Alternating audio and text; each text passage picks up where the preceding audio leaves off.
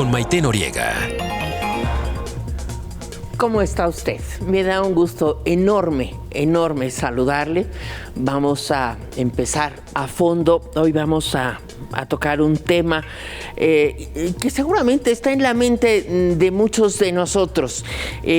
Vamos a preguntarnos si tenemos un proselitista o un gobernante, si hay proselitismo o gobierno, o qué carambas está pasando. Y para hablar de este tema tengo el privilegio de contar con la presencia de Adriana Dávila. Ella es política, es del Partido Acción Nacional, se dedica a la actividad política, es una profesional de la política y también una activista. Y tengo el gusto de contar con la presencia de José Fernández Santillán. Él es investigador, profesor investigador del Colegio de Jalisco. Un conocido, un viejo amigo con el que he tenido el privilegio de participar en otros programas. Doy la bienvenida a ambos, le doy la bienvenida a usted y a tocar este tema. ¿Qué estamos viviendo? ¿Qué está pasando? Porque antes se hablaba mucho del quinto año de gobierno, ese año en el que el presidente en turno, para los que tenemos más, se incorpora ya, qué gusto, se incorpora Andrés Pausco, el periodista y director editorial de Cuestiones. Andrés, bienvenido, muchísimas gracias. ¿Cómo estás? Muy bien, muchísimas gracias por invitarme. Perdón, tuve unos problemas técnicos, por eso me tardé un poco, pero aquí estamos y muy felices de acompañarte. Gracias. A ti, a todo tu auditorio. Estamos hablando Adriana, que durante muchísimos años el quinto año de gobierno era clave. Era clave porque una vez que el presidente en turno designaba de manera digital a su sucesor, se acababa su poder y en ese momento empezaba a gobernar, o empezaba lo que llamábamos la cargada, en la que todos se iban a rendirle pleitesía a quien sabíamos, suponíamos, inferíamos que sería el nuevo presidente de este país. Yo creo que este ha sido el sexenio más corto de la historia, porque desde el año pasado estamos viviendo el quinto año, cuando el jefe del Ejecutivo, que dijo ser el destapador oficial, nombró a lo que llamó las corcholatas. Yo creo que para diferenciarse de aquellos que destapaban a los famosos tapados. ¿Qué está pasando con los corcholatas? ¿Qué está pasando desde el año pasado, cuando el presidente designó a sus candidatos o a sus tapados? ¿Sigue gobernando o simplemente decidió empezar a hacer abierta y francamente una campaña? Empiezo contigo, Adriana. Muchísimas gracias, Maite. Un gusto compartir contigo este espacio, con Andrés, con José Fernández. Muchísimas gracias. A ver, en principio yo te diría que para México esto es nuevo relativamente, para nuestro país, porque en las últimas décadas por lo menos las cosas habían sido diferentes. Se había fortalecido instituciones democráticas que nos permitían que hubiera gobiernos, que tuviéramos una especie de equilibrio con todas sus deficiencias y con todos sus momentos, pero la pregunta que yo estaría poniendo sobre la mesa no es si ahora hay proselitismo, es cuándo hubo gobierno. Y la realidad es que no hubo gobierno desde el primer día que Andrés Manuel López Obrador gana. Déjame decirte que el primer signo que tuvimos de que para el presidente de la República lo más importante era la política electoral y no la política pública es que, uno, él crea un partido para sí mismo, para ser el candidato, para poder tener un movimiento, un partido en donde solo él manda y sigue mandando. Dos, una vez que gana, toma la decisión de empezar a destruir cosas para aparentemente construir. No veo ninguna construcción específica. Modifica la ley orgánica de la administración pública y en esa modificación de la ley orgánica de la administración pública establece algunas características de los años 70 que tiene que ver básicamente con desplegar toda una red de promotores de voto en todo el país. Nombra a un superdelegado que le llama representante del gobierno, la mayor parte de ellos se convierte en candidatos a gobernadores y toma por asalto el poder, a pesar de que su llegada fue una llegada democrática, eso nadie lo puede criticar, pero lo cierto es que hoy esa posibilidad se ve cada vez más lejana y tenemos a un jefe de partido en la presidencia de la República más que a un gobernante. Lo hemos tenido los últimos 4 años, desde que ganó, no desde que empezó a gobernar, o más bien oficialmente. Yo creo que él empezó a gobernar desde el día que fue su triunfo y fue como marcó el estilo. No tenemos gobierno, Maite, y a mí me parece que eso es lo más grave que estamos viviendo en este momento. Gracias, Adriana. José Fernández Santilla. Lo que está pasando ahorita, Maite, saludo a Adriana y a Andrés y al público que amablemente nos sintoniza, es que se han roto las tradiciones, los protocolos, porque antes, como bien apuntabas, el presidente de la República, en la época del régimen de la Revolución, aguantaba hasta el último momento el nombre de el candidato del PRI, que seguramente era el sucesor. Entonces, era una ritualística que consistía en llamar a lo que hoy se llaman corcholatas los tapados. Y el único que lo podía destapar desde arriba era el presidente de la República. Y luego, pues realmente se trataba de un dedazo. Y él era el presidente en turno, quien podía decidir y quien sabía por antelación quién era su sucesor.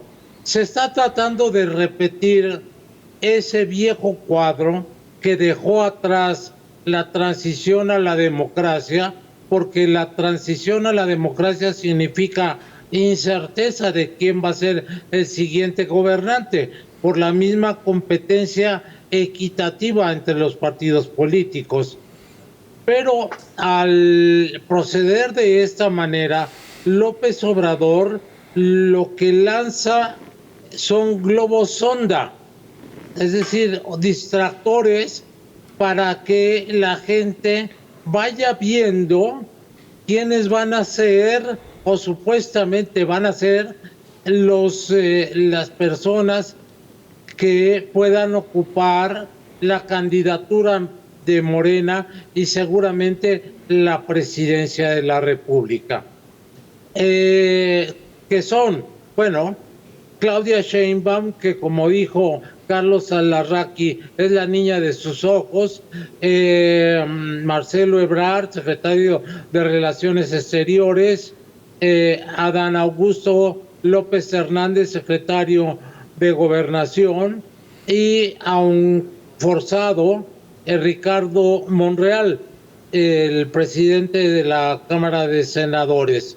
Entonces, es un distractor, pero ya surtió efectos y ya movió al INE a llamarles la atención a través de la Comisión de Quejas y Denuncias, porque están asistiendo a eventos que muchos se parecen a mítines de campaña. Entonces, estamos viendo cómo hay un proceso político manejado por López Obrador, a través del cual le da cuerda a ciertos grupos dentro de su propio partido y mantiene la opinión pública movida hacia otro punto diferente del cual no tiene que decir, porque como dijo Macario Schettino, aparte de las conferencias mañaneras no hay nada más porque no hay gobierno. Y en eso coincido con Adriana. Andrés Pasco, tenemos proselitista o gobernante. Estamos en el 5º año de gobierno o en lo que se conocía como el 5º año de gobierno. Bueno, primero que nada, un gran saludo a ti, un gran saludo a José Fernández y a Adriana, gracias por invitarme. Gracias. Y un saludo a tu auditorio. En efecto, estamos viendo una campaña muy acelerada, pero tenemos que recordar algo. Todo gobierno tiene la principal aspiración de repetirse y de continuar. Lo que es muy interesante de esto no es solo que la carrera presidencial se ha acelerado, sino que fue el mismo Andrés Manuel quien la aceleró. Y en el proceso de hacerlo, de alguna forma se va volviendo en lo que llaman un pato cojo, ¿no? Porque vas perdiendo poder en la medida. Y yo creo que esa es parte de la estrategia que tiene de estar poniendo a sus alfiles a competir entre ellos. La forma en que los ha soltado a la campaña y les ha dado plena libertad para actuar, para incluso usar recursos públicos para eventos y etcétera, a fin de promocionarse, es una cosa muy novedosa. Y yo creo que habla de los conflictos de poder al interior y de cómo Andrés Manuel de alguna forma le está recordando a todos: no se equivoquen quién es el jefe, porque quien va a decidir quién se va a quedar soy yo. Y entonces en ese proceso lo que está haciendo es ponerlos a todos en una especie de jaque mate para que al final se dediquen a tratar de complacerlo. O sea, lo que vemos con Claudia Sheinbaum es absolutamente espectacular, ¿no? Ebrard por su parte, y el hecho de que él mismo haya sumado a Adán Augusto, y después de las quejas de Monreal haya sido pues incluido de forma pues, somera y un poquito despectiva en el asunto, es muy interesante. Pero a mí siempre me ha llamado la atención el uso del lenguaje del presidente, que es muy efectivo y es muy interesante. Y llamarles corcholatas a quien él piensa que podría ser el próximo presidente o presidenta de México, tiene un elemento como entre cariñoso y despectivo que me llama mucho la atención. Es como si les dijera mis cachorritos, ¿no? Y en ese sentido, creo que Andrés Manuel intencionalmente aceleró la carrera, pero también creo que es parte de una cortina de humo. Este gobierno es un gobierno profesional, las cortinas de humo. Se la pasa poniéndonos a hablar de cosas que no son necesariamente muy importantes en el momento, cuando están pasando cosas terribles. O sea, tenemos masacres, tenemos feminicidios, y estamos hablando de pues, que Sheinbaum estuvo de paseo y que Ebrard acá, y etcétera, etcétera. Y eso nos habla mucho del estilo personal de gobernar de Andrés Manuel. Nos quiere tener hablando de lo que él quiere que hablemos, ¿no? Y en este sentido lo logra. Ahora, de que ha habido un proselitismo que, para mi gusto, pues al menos bordea la ilegalidad, es absolutamente evidente. De acuerdo.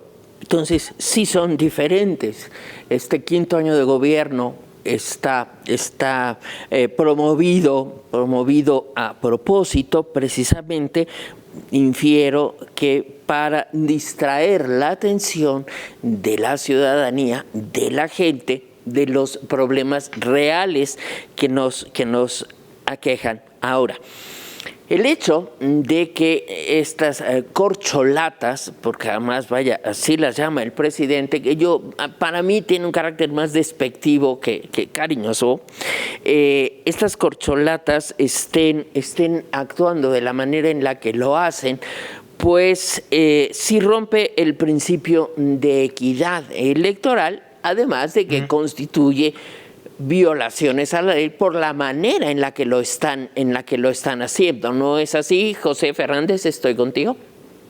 Sí, efectivamente, el PRD presentó ya una inconformidad por lo que llamó actos anticipados de campaña el 12 de junio en el Estado de México y el 26 de junio en Coahuila, en donde se presentaron algunas de las corcholatas, pero también en el Estado de México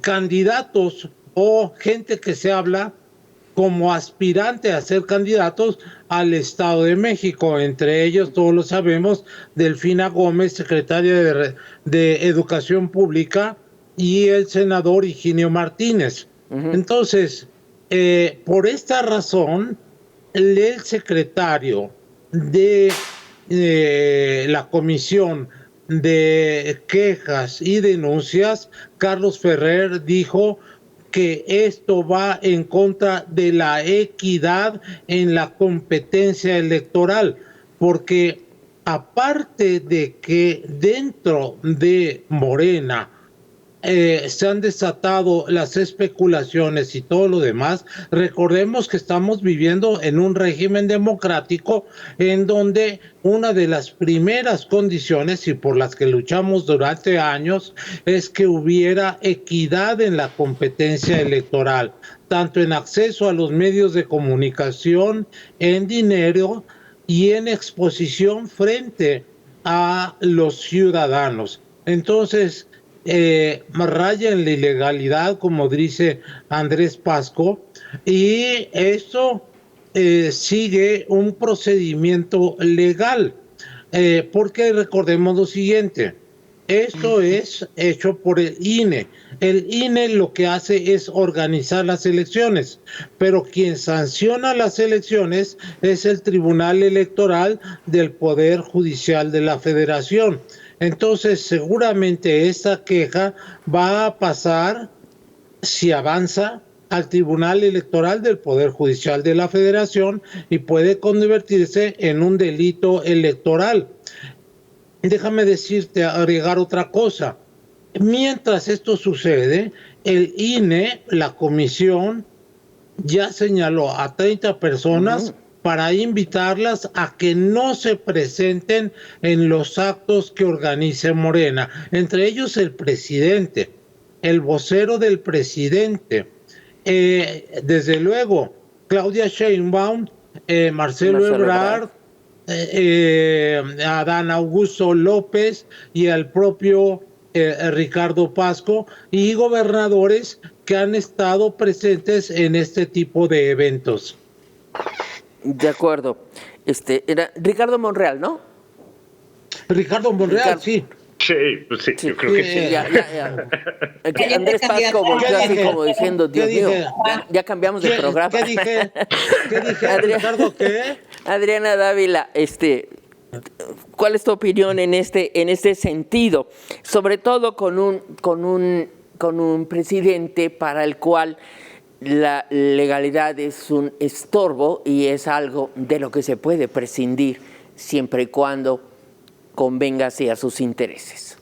Mira, de los primeros mensajes que recibimos cuando inicia este gobierno, estimada Maite, es el presidente dice, yo soy la Constitución, la viola todos los días, entonces él es la Constitución, él es el secretario de Estado de todas las áreas, no hay una sola decisión en la que haya independencia de cualquiera de los secretarios, él es las leyes, las cambia a su manera, él justifica las violencias, la falta de programas, la falta de política pública, la falta de transparencia, en fin, es un gobierno unipersonal. Por eso insistía en que era importante saber cómo había llegado. Segundo, yo creo, y no es que no coincida con Andrés, pero me parece que no es que sea un gobierno profesional, es un dirigente profesional de un partido político. Eso sí está haciendo una estrategia de carácter electoral, pero como gobierno deja muchísimo que desear. Y me parece patético que 3 personajes, los que ya se mencionaron, no quisiera repetir los nombres, se permitan tan solo la humillación y la pérdida de dignidad de que se les llame así. En un tiempo, en un momento en el que la dignidad tendría que ser uno de los principios básicos por los que de los seres humanos y quienes hacemos política tendríamos que regirnos, ¿no? Y creo que eso lo que hace es abaratar justamente la oferta política, porque el presidente tiene muy claro a quién le habla. El presidente le habla perfectamente a sus bases, a sus bases electorales que ha construido con todo este ejército electoral dentro del gobierno, con recursos públicos, con una violación flagrante a la ley, con una falta, llamémosle, de identidad de sus propios aspirantes, que cada uno insiste en parecerse cada vez más a él, le copian desde las palabras hasta los ademanes, incluso se clonan, está viendo quién llega a su simpatía de la mejor manera, como un proceso, en lo que sí coincido con Andrés, de control específico del poder. Y bajo este esquema, el tema de las cortinas de humo en las que todos entramos, partidos de oposición, ciudadanos, ¿no? Si tú entras hoy a las redes sociales o entras a alguna conversación, el tema es el presidente López Obrador, de los que lo odian o de los que lo quieren o de los que no están de acuerdo con lo que va a suceder. Pero además rompe no solo el principio de equidad, rompe todos los principios constitucionales de leyes que hemos venido construyendo durante mucho tiempo justamente para evitar los abusos del poder. Y déjame dar solo 2 datos y con esto concluyo en esta participación que me parece importante. Vale la pena recordar que la modificación a las leyes electorales que se han hecho en los últimos tiempos fueron derivados de la petición de seguidores del propio Andrés Manuel López Obrador. La del 2007, la primera de las reformas que se hace en ese tiempo, luego de la elección del 2006 que acusa el fraude, surge la reforma electoral a partir de él, ¿no? En donde el presidente ya no tendría que promocionar su imagen. Era una de las cosas que había solicitado y se hace una reforma con el consenso de todos los partidos políticos. Luego en 2014 viene una discusión también y en ese mismo sentido se hacen otras reformas que derivan de las propias quejas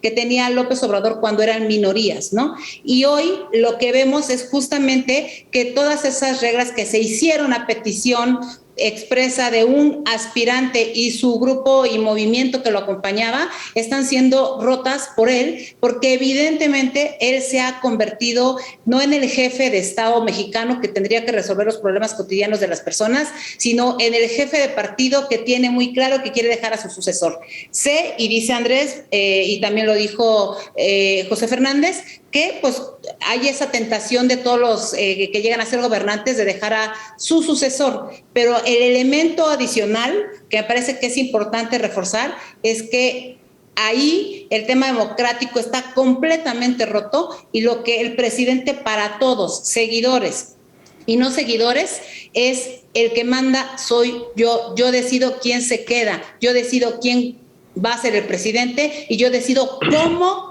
va a ser el gobierno. Y a eso él le llama cambio de régimen. A mí lo que me parece que es la violación constante y flagrante a las leyes que este país se ha dado a través de la pluralidad. Andrés Pasco, estoy contigo.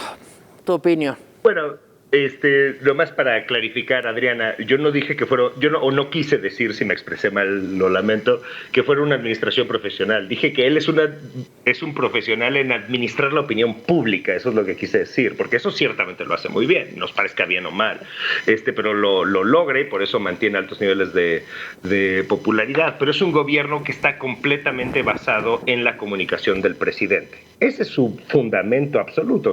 Si cualquiera ve las encuestas, ve que la administración como tal está reprobada en la mayor parte de las áreas, pero el presidente está aprobado personalmente, ¿no? Eso te habla de que tiene una cierta capacidad de conectar con la gente y con las ambiciones, etcétera. Pero lo que sí me parece grave, y en esto concuerdo con Adriana, es que todas estas reglas electorales con las que vivimos hoy se construyeron en gran medida para complacer a una oposición furiosa que tenía razón en muchos sentidos, ¿no? O sea, creo que las reglas electorales que se han venido construyendo a lo largo de los años tenían sentido de evitar el uso de recursos públicos para elecciones o al menos tratar de controlarlo, evitar que los funcionarios utilizaran su posición de poder para influir a la opinión pública, evitar que el micrófono gigante que te da la presidencia fuera un influyente en la votación final. Pero sobre todo, me parece que estamos viviendo un momento de extraordinaria simulación, ¿no? El hecho de que se simule en Morena de que va a ser una encuesta, cuando todos sabemos que Andrés Manuel va a decidir. O sea, eso es lo que están tratando de hacer todos. En efecto, por eso tratan de ser sus clones, cuando en realidad ninguno lo puede lograr, porque pues, Andrés Manuel como personalidad es única. Sheinbaum nunca va a tener el carisma de Andrés Manuel. Ebrard tiene sus propias características positivas o negativas, pero ciertamente no puede hablar como habla Andrés Manuel. Entonces creo que lo que estamos viendo y lo que tenemos que tener consciente como sociedad civil, como periodistas y etcétera, es no caer en las trampitas que nos ponen para que estemos siempre enganchando con sus simulaciones y realmente hagamos lo que decían de que exigirles que rindan cuentas, corrijan errores y cumplan con las promesas que los llevaron al poder, ¿no? Como la corrupción, por ejemplo, o la violencia. Sí, aquí yo creo, vamos a tener que hacer una pausa, pero les quería yo preguntar, hay algo que se escucha reiteradamente y lo comentaba hace un momento Adriana, que es, Andrés Manuel le habla a sus seguidores, que sus seguidores no ven y no escuchan la mañanera. Nos habla a nosotros, que somos los que lo reproducimos sus dichos en nuestros análisis, en nuestras críticas y en nuestros comentarios. ¿O ustedes qué opinan? Me lo comentan al regresar de la pausa, si son tan amables. Regresamos, estamos en A Fondo.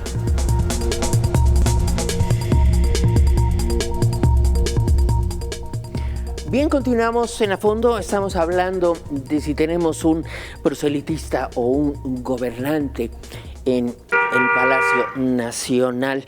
Les preguntaba yo, ¿a quién le habla Andrés Manuel López Obrador? ¿Realmente le habla a sus seguidores? José Fernández Santillán, por favor. Bueno, aquí está la maña, porque él ha creado toda una terminología. Entonces, fíjense cómo él no habla de ciudadano o ciudadanos, habla del pueblo. Y ese concepto es omniabarcante, como si hablara por todos.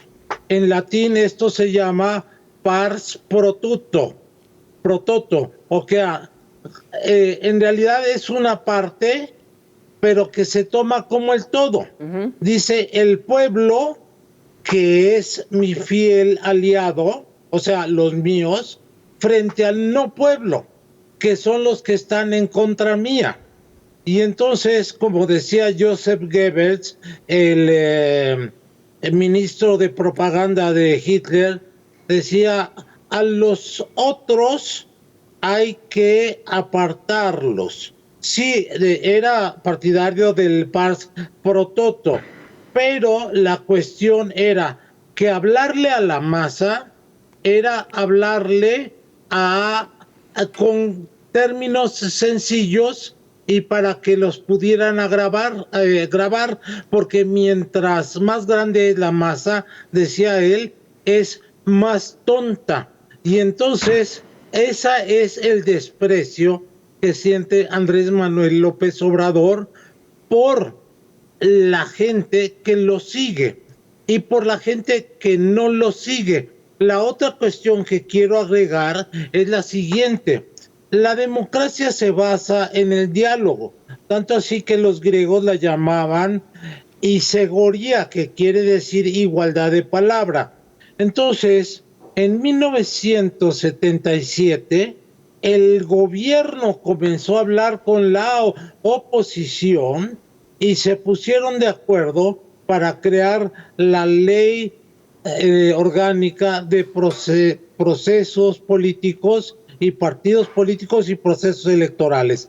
Y de ahí todas las reformas habían sido consensadas hasta 2018, cuando López Obrador rompe el diálogo con la oposición y trata a la oposición como los enemigos, como los contrarios, que es uno de los principios básicos del populismo, inventar un enemigo. Y entonces el país hoy está polarizado, por una parte. La otra, y con esto termino, el sistema presidencial que se creó durante el régimen de la revolución fue un sistema institucional. Teníamos instituciones fuertes, no había violencia en el país, sí era un sistema autoritario, pero era un Estado fuerte y cuya vértice era el presidente de la República. Hoy lo que ha estado haciendo Andrés Manuel López Obrador es demoler literalmente las instituciones públicas para quedarse con el poder personal. A esto Giovanni Sartori lo llamaba el sultanato, o sea, gobernar confundiendo los bienes públicos con los bienes privados. Entonces, el carisma, como decía también Porfirio Muñoz Ledo, no es heredable, de tal manera que efectivamente quiere que haya continuidad del régimen, pero sobre todo quiere crear un maximato a través del cual ponga a un títere o a una títere y él siga mandando. Eso es a lo que estamos asistiendo y por eso se dice, estas son las corcholatas y cualquiera me va a seguir sirviendo. Cuidado, Marcelo no es así. Tal vez la Sheinbaum y Adán Augusto sí, pero no Marcelo Ebrard. De acuerdo, Adriana, estoy contigo. ¿Un comentario en este sentido?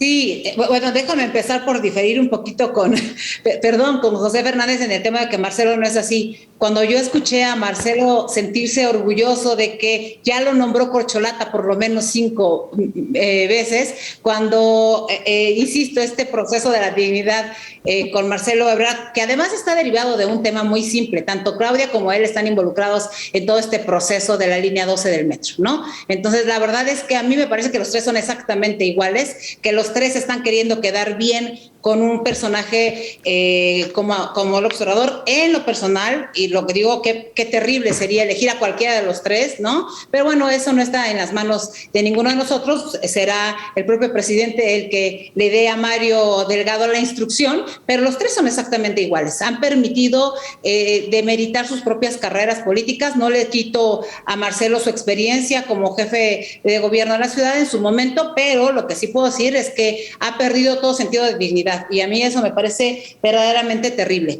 Y lo que sí te puedo decir es que con el inicio de las conferencias matutinas, una vez que llega a la presidencia de la República, concretamente a Palacio Nacional, se generan 2 efectos, Maite. El primer efecto es fortalecer su base. A mí me parece que eso era uno de los elementos importantes. Él quiere hablarle a los suyos, ese pueblo bueno, al que le habla todos los días, al que le da de una u otra manera algún apoyo, el que además está conectado a través de las redes sociales desde la presidencia de la República, desde Palacio Nacional, desde el manejo de Jesús Ramírez y algunos otros operadores, desde sus superdelegados que tienen esta red. Pero también hay otro elemento en el que me parece que la oposición hemos caído, y me refiero a la oposición partidista, después hablaré de las otras oposiciones, pero de la partidista, en ese juego, que es inhibir el voto, Maite. Entonces, entre más sucede esta polarización de la que José Fernández nos habla, o sea, entre más sucede, más gente decide no participar en los procesos electorales. Y recordemos que, pues para él, entre menos gente participa, pues es obvio que la base que él tiene es la que más puede mover. Y ahí hay un elemento que yo quiero destacar. Quienes somos oposición partidista nos hemos convertido prácticamente en los replicadores de su mensaje, y yo que he sido muy crítica dentro de mi propio partido y de las coaliciones que se han formado, lo que he dicho es, mientras no haya un cambio de estrategia de las dirigencias nacionales de los partidos políticos que somos oposición, y entendamos pues que no basta ser una oposición, sino presentar una alternativa para la solución de los problemas cotidianos de las personas, entonces el camino por el que vamos va a ser exactamente el mismo en el 2023 y en el 2024. Baste ver hoy algo que, pudiendo ser un distractor, que es concretamente la participación por primera vez en la conferencia matutina de Pablo Gómez con el tema de la denuncia penal contra Enrique Peña Nieto. Eso me parece que es el mensaje más claro, no de un distractor, yo diría de una advertencia, de un pacto que se generó antes, en el 2018, y que ahora, previo al proceso electoral del Estado de México, estamos por ver cuál va a ser el desenlace. Yo digo, ¿es la renegociación del pacto o es la ruptura del pacto? Si va a haber una carpeta de investigación hoy contra Enrique Peña Nieto y lo va a meter a la cárcel, entonces va a ser la estrategia electoral de López Obrador, porque sabrás lo que eso significa para mucha gente que hoy con tanto odio quiere ver a alguien en la cárcel, ¿no? Y esa sería una estrategia, si es que se rompe el pacto. Pero si no, es una renegociación dentro de esta élite política que estará diciendo, bueno, vamos a ver a quién se le queda el Estado de México y a cambio de qué va a ser, ¿no? Y eso es el elemento que me parece que hoy estamos viendo de un gobierno que sí, y ahí sí tengo esta plena coincidencia con Andrés, comunica un presidente que comunica perfectamente bien a quien quiere comunicarle, incluso al Círculo Rojo. De acuerdo. Andrés Vasco, tu opinión. Creo que hay un tema que va a trascender a este gobierno en el asunto del proselitismo gobierno y que debe ser algo que debe preocuparnos como sociedad y como medios y que debemos tener, que es el daño a la cultura política. La cultura política mexicana nunca ha sido históricamente muy saludable, siempre hemos sido un país con mucha corrupción y con mucha mentira y manipulación, pero lo que estamos viendo es un proceso de deterioro en el discurso gubernamental y ese deterioro en el tema del uso de groserías y de descuido, y no es que tenga nada contra las groserías, porque ciertamente las uso todo el tiempo, pero desde las posiciones de poder se ha descuidado mucho el lenguaje social, político, y eso permea no solo al propio gobierno, sino a la sociedad. Y entonces vamos rompiendo las estructuras que nos permiten comunicarnos con determinada deferencia, empatía y respeto. Y la ruptura del cuidado de los lenguajes, de las palabras, tiene un efecto peligroso. Andrés Manuel hace algo que a mí me llama muchísimo la atención, que es que miente con la verdad todo el tiempo. Como decía Adriana, le conviene que la gente no vaya a votar. Por supuesto que le conviene, pues tiene una estructura de voto organizado titánica. Entonces, entre menos gente vaya. Pero entonces, ¿qué hace? Va a la mañanera y llama a la gente a votar. Y dice, entre más gente vote, entre menos abstención haya, las estructuras corporativas funcionan menos. Es cierto. Pero al mismo tiempo, su propio partido y su propia estructura y su tota están haciendo todo lo contrario a ese propósito. Entonces, este deterioro es muy difícil de revertir, ¿no? O sea, tendríamos que soñar con alguna oposición que, en efecto, pudiera realmente consolidarse en una figura que revierta esto y que lo haga con suficiente legitimidad para revertirlo. La oposición está muy dañada tanto en su discurso como en su imagen, como en su capacidad de conectar con la sociedad, y eso le va a ser sumamente difícil construir un discurso que sea verosímil ante las verdades absolutas y gigantes que Andrés Manuel considera tener. Y yo creo que ahí está el gran desafío, y por eso creo que es muy delicado y es muy importante no caer en el juego de usar la violencia verbal y la agresión y el bullying, etcétera, como una forma de comunicarnos. Creo que tenemos que romper con eso, y las redes sociales han contribuido mucho a empeorar ese ambiente, ¿no? Creo que una oposición responsable tendría que cuidar mucho más cómo se expresa, aunque sea menos vendedor y cliquero, ¿no? De acuerdo. José Fernández Santillán hablaba hace un momento de Sartori y su definición del sultanato. Sartori también habla de que las democracias se sustentan, por ejemplo, las democracias como la nuestra, por ejemplo, en la legitimidad y el ejercicio del poder. El presidente se ha deslegitimado en el ejercicio del poder para una parte de los ciudadanos.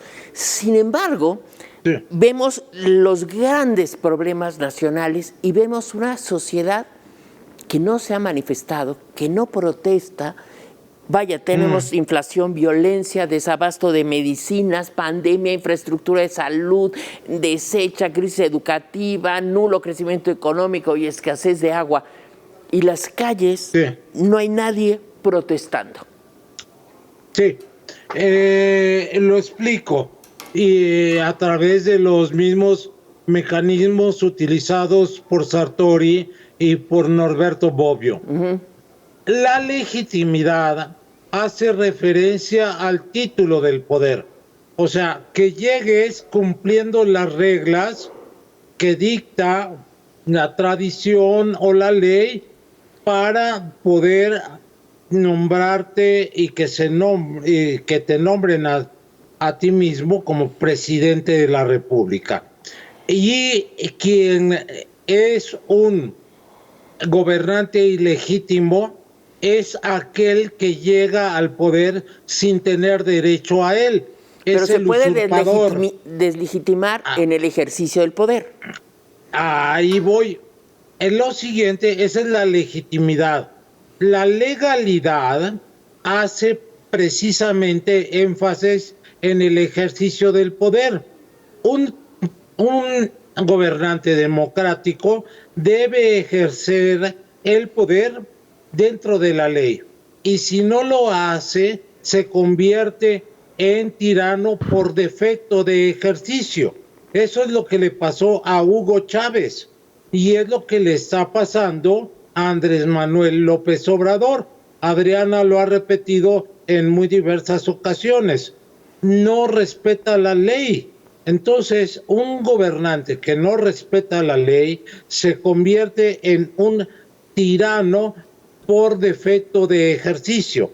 Esta es la diferencia entre legitimidad y legalidad, que hay que tenerla muy claro, porque si no, entonces un lenguaje político confuso nos lleva a acciones confusas, como lo dijeron Bobbio y Sartori. La otra cuestión que quiero enfatizar es ¿cuáles son las corcholatas que tiene la oposición? Si hemos hablado de las corcholatas que tiene Andrés López Obrador y que las pasea y las ventila y que las promueve por todos lados, la oposición no está unida, no está presentando una imagen de coherencia. Afortunadamente, en el 2021 pudo quitarle la mayoría calificada en la Cámara de Diputados y así ya no pudo seguir haciendo cambios a la Constitución. En la Cámara de Senadores no tenía desde un principio mayoría absoluta, Morena. Entonces ahí las cosas se le han complicado. Entonces hay que tomar en cuenta que antes del 24 están dos elecciones muy importantes, el Estado de México y Coahuila, y las quiere ganar porque son bastiones priistas, y sobre todo el Estado de México es fundamental. Por eso la referencia que ustedes hacían, o sea, no es casualidad que Pablo Gómez se presente y diga: presenté una carpeta y una denuncia ante la Fiscalía General de la República por movimientos millonarios entre la familia de Enrique Peña Nieto. Pues eso se sabe desde hace tiempo, nada más que lo sacan cuando es oportuno políticamente. ¿Y por qué? Porque hay un antecedente. Hace algunas semanas se reunieron en Madrid políticos y exgobernadores del Estado de México para hablar sobre la sucesión presidencial en el Estado de México. Y entonces, como habían quedado Pancho Villa y Álvaro Obregón de que te dejo vivo a ti, Villa, si te callas la boca, pero si abres la boca te va a ir mal, y terminaron matándolo en 1923. Entonces, el pacto de impunidad creo que se rompió, y ese es el aviso de que la UIF ya empezó su trabajo, la Fiscalía General de la República también, y no sabemos hasta dónde va a llegar. Si nada más es un estate quieto, porque quiero el Estado de México y no me lo van a quitar, o pueden llevar a la persecución y a la cárcel a Peña Nieto. Pero hay otro personaje dentro del sexenio de Peña Nieto, y con esto termino: Luis Videgaray.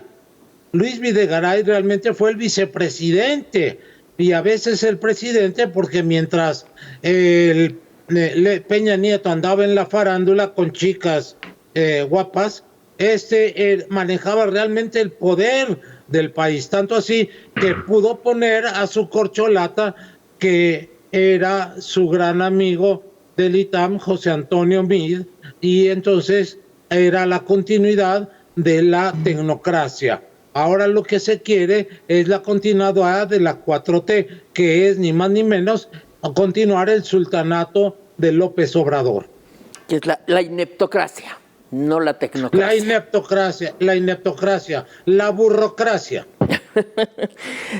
Un comentario en ese sentido, en el sentido de por qué estos grandes problemas que está viviendo nuestro país parecen no reflejarse en un malestar de la ciudadanía.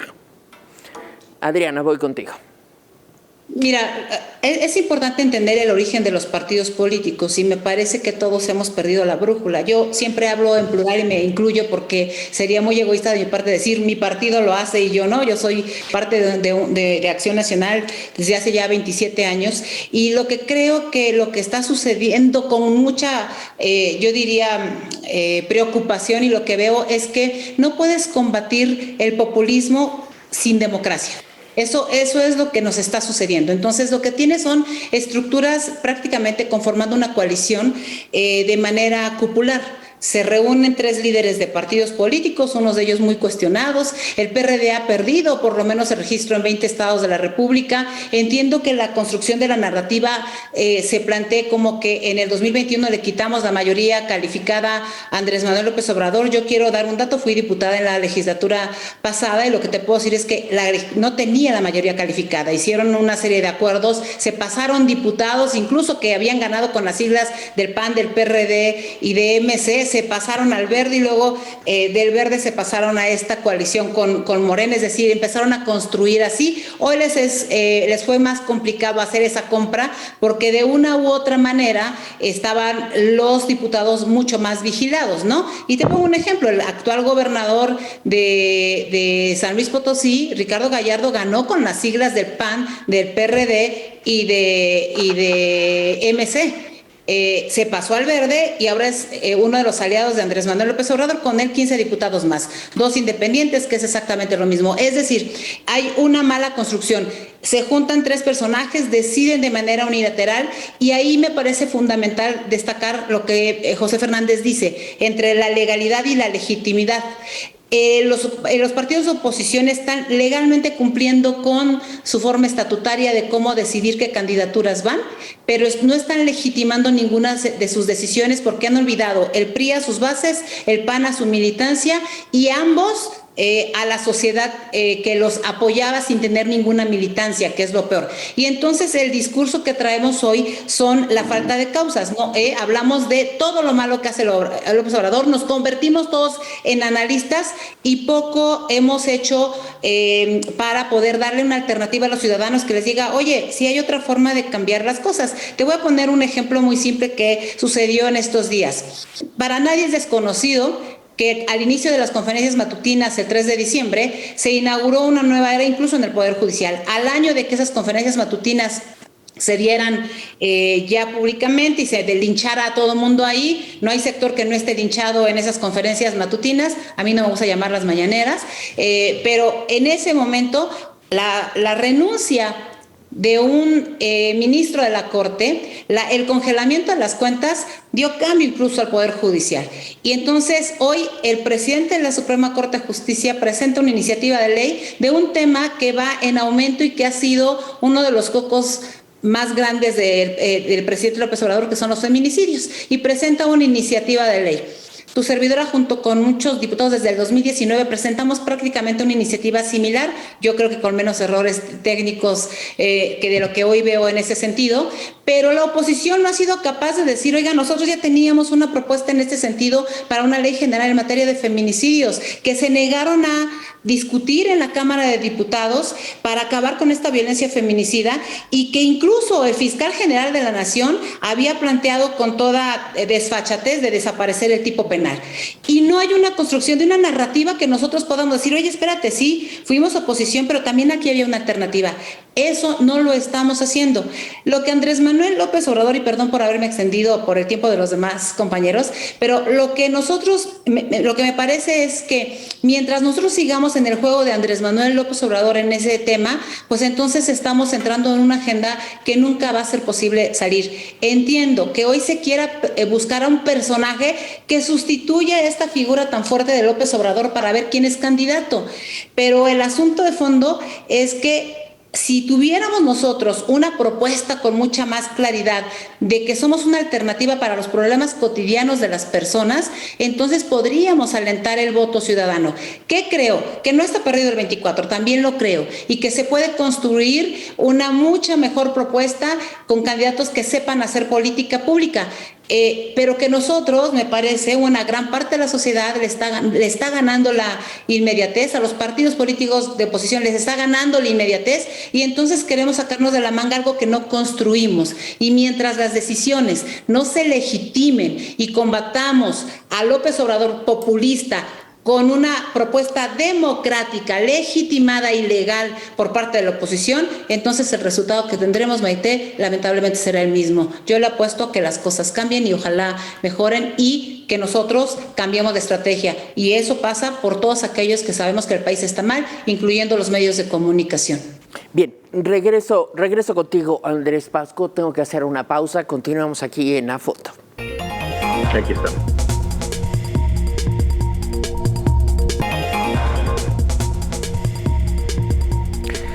Bien, continuamos aquí en A Fondo y dejé pendiente el comentario de Andrés Pasco. Estamos ya en el final del programa.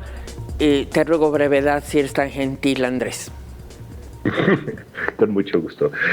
Bueno, nada más un par de puntos, si es mi última intervención.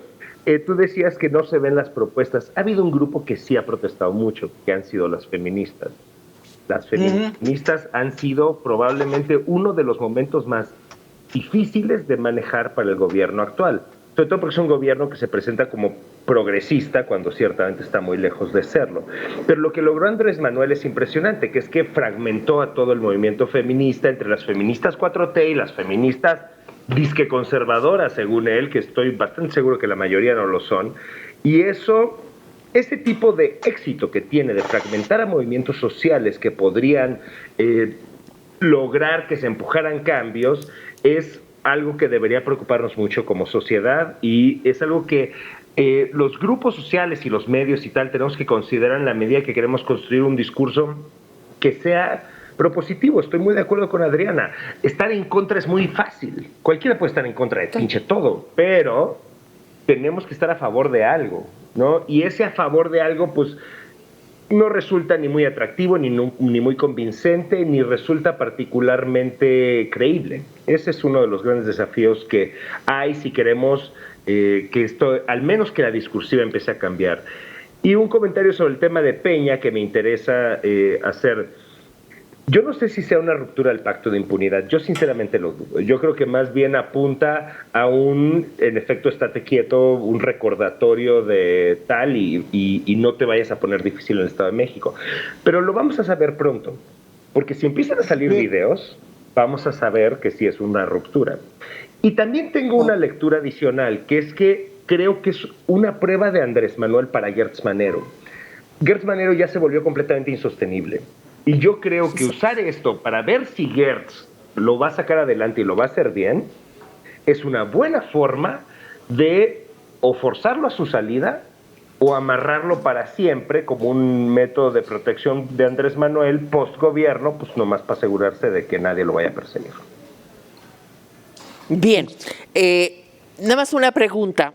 Comentábamos en el programa, algunos de ustedes, creo que José Fernández Santillán lo comentó, este exhorto que hace el INE, o esta prohibición que lanza el INE para un determinado número de personas, incluidos secretarios de Estado y la jefa de gobierno de la Ciudad de México, para participar en actos de campaña o en movimientos o manifestaciones proselitistas. Pregunta sencillísima, ¿se acatará?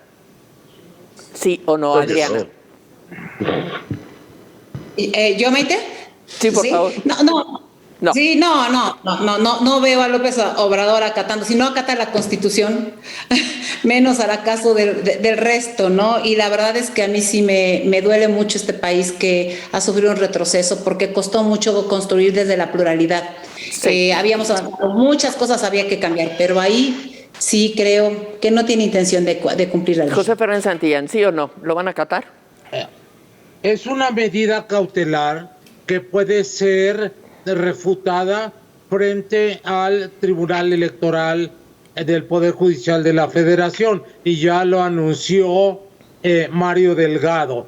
Uno, ese es por la vía jurídica. Por la vía política jamás lo van a acatar, van a seguir siendo lo que se les pegue la gana. Así es.